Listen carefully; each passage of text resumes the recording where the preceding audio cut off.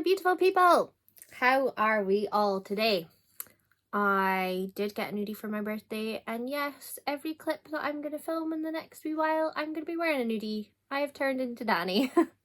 I am away for when you're watching this, so I am pre-recording this for Sunday. So today's episode of Spilling the Biscuit Tea, this is a bizarre one.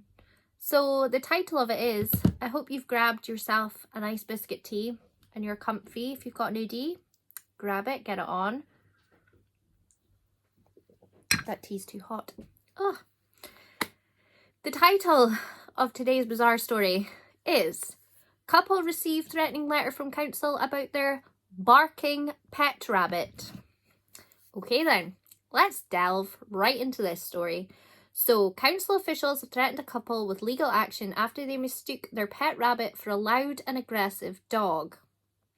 Martin and Vaughan Vickers received a message from East Lindsey District Council stating that the noise of their unruly pet was causing trouble and even threatening the safety of horse riders because of the excessive barking near to their countryside home. I used to have a pet rabbit, and they made like cute little like chewy kind of screamy noises. I wouldn't really call it like a bark. Let's read on. The only thing is that they haven't got a dog. They've only got a 7-year-old white lop-eared rabbit called Joey that they got from a neighbour who couldn't keep him anymore.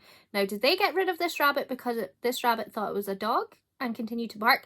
Maybe the rabbit just doesn't want to be identified as a rabbit. Maybe the rabbit wants to be identified as a dog and feels more swayed towards being a dog. So why are you judging this rabbit? Joey doesn't even go outside because he might get eaten by some other creature. That's totally understandable. I wouldn't put my cats outside because 1, I don't want them getting hit by a car, and 2, I don't want them being eaten by a fox because there's a fox that wanders around my house. I don't want my cats being eaten by a fox. So I totally understand the owners don't want Joey going outside.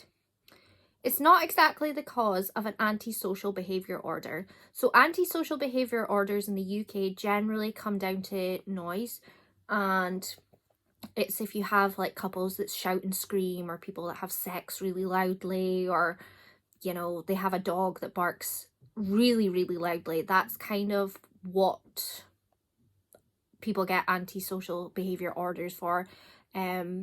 ASBO for short, if you didn't know. So if I say ASBO during this video, that's what I'm referring to.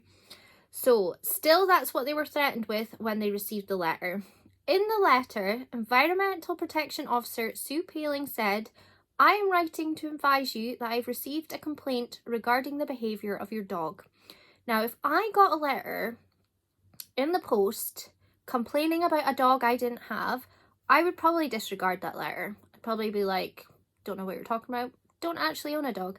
I wouldn't even click that they were referring to the rabbit. You know, if I was Joey's owner, I wouldn't sit and go, they must be mistaken, they're thinking about my rabbit. So it goes on to say, I understand your dog barks quite excessively whilst in the garden, especially when horse riders go by your fence. This is obviously a concern, as this could cause a horse to bolt and possibly throw its rider. I understand that. Horses can be scared quite easily, and they have every right to be on the roads along with their riders. So I understand the concern. And obviously it's the injury of the horse and the rider if the horse does bolt.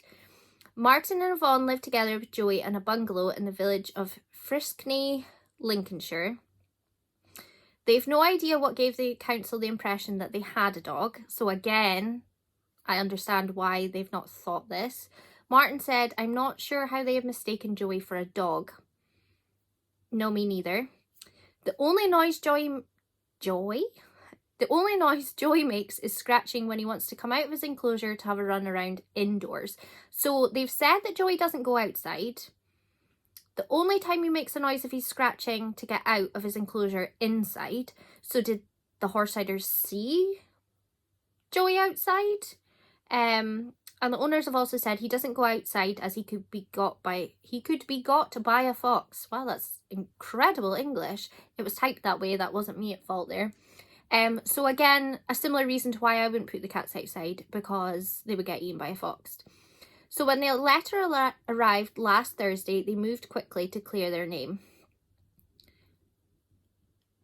So, as in they moved house, or they just...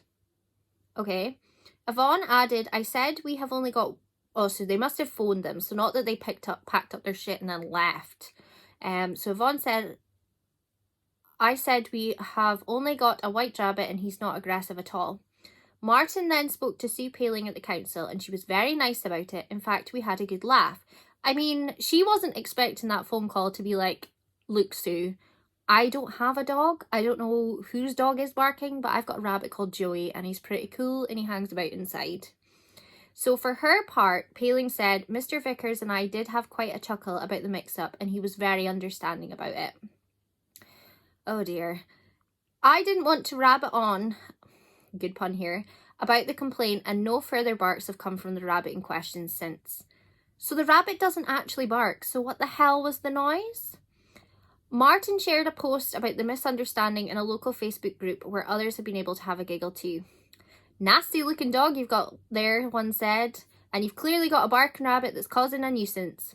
As for the real culprit, Martin said, most of our neighbours around here seem to have dogs, so I think it is a case of mistaken identity. Well, poor Joey has been judged. He has been trialled. And Joey is innocent. Joey is a free rabbit. Joey doesn't need to worry about being penalised for barking. So, yeah, that was a weird one. Imagine getting a letter saying that, you know, you had an animal that was making noise when you didn't even have one. Amazing. But yes, that was this week's Spill in the Biscuit Tea. What did you think of that one? Bit bizarre. Wasn't as bizarre as last week's one, though. Last week's one was quite hard to beat. But anyway, I will see you next time. Have a lovely day. Hope you've had a nice weekend. Bye.